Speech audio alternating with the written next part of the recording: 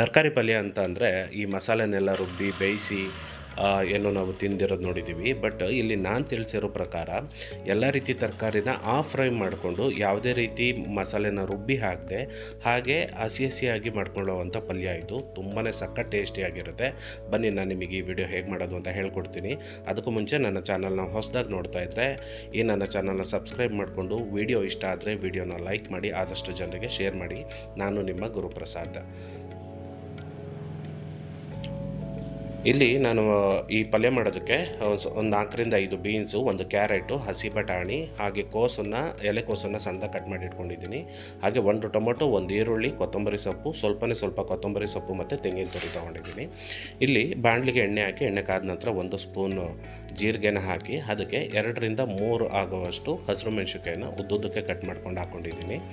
ಹಾಗೆ ಇದೆರಡು ಕೂಡ ಫ್ರೈ ಆದ ತಕ್ಷಣವೇ ಇದಕ್ಕೆ ಈರುಳ್ಳಿನ ಹಾಕ್ಕೊಂಡು ಈರುಳ್ಳಿನ ಚೆನ್ನಾಗಿ ಫ್ರೈ ಮಾಡ್ಕೊಳ್ಳಿ. ಇಲ್ಲಿ ಈರುಳ್ಳಿ ಮತ್ತು ಟೊಮೊಟೊ ಮಾತ್ರ ಚೆನ್ನಾಗಿ ಬೆಂದರೆ ಸಾಕು. ಇನ್ನು ಉಳಿದಿರೋ ತರಕಾರಿ ಎಲ್ಲ ಆಫ್ ಫ್ರೈ ಇದ್ರೇ ಚಪಾತಿ ಮತ್ತು ರೊಟ್ಟಿ ಜೊತೆಗೆ ತುಂಬಾ ಚೆನ್ನಾಗಿರುತ್ತೆ. ನಾನು ಇದನ್ನು ಹೊಸದಾಗಿ ಟ್ರೈ ಮಾಡಿದೆ, ತುಂಬಾ ಚೆನ್ನಾಗಿತ್ತು. ನೀವು ಒಂದ್ಸತಿ ಮಾಡಿ ನೋಡ್ಕೊಳ್ಳಿ.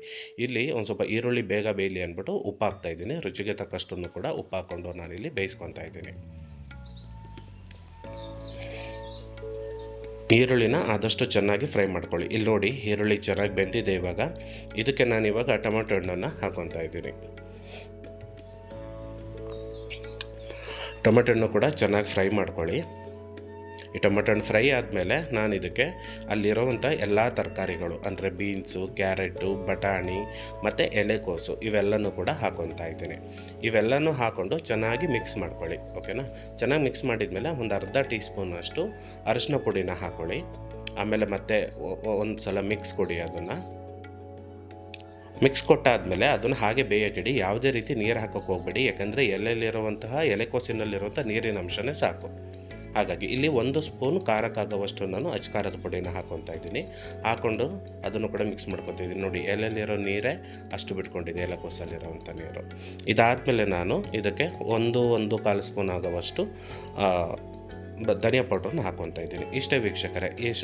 2ರಿಂದ 3 ನಿಮಿಷ ತರಕಾರಿ ಬೇಯಿಸಿ. ಅದು ತಿನ್ಬೇಕಾದ್ರೆ ಹಸಿ ತರಕಾರಿ ಹಾಗೆ ಕರಮ್ ಅಂತ ಸಿಗಬೇಕು ಬಾಯಿಗೆ, ತುಂಬಾ ಚೆನ್ನಾಗಿರುತ್ತೆ. ಈಗ ಒಂದು ಸ್ವಲ್ಪ ಬೇಕಾದರೆ ನೀವು ತೆಂಗಿನ ತುರಿ ಮತ್ತು ಕೊತ್ತಂಬರಿ ಸೊಪ್ಪನ್ನು ಆ್ಯಡ್ ಮಾಡ್ಕೊಳ್ಳಿ. ಇದು ಆ್ಯಡ್ ಮಾಡಿಕೊಂಡ್ರೆ ಏನು ಅಂತಂದರೆ ಇನ್ನೂ ಹೆಚ್ಚಿನ ಒಂದು ಟೇಸ್ಟ್ ಕೊಡುತ್ತೆ.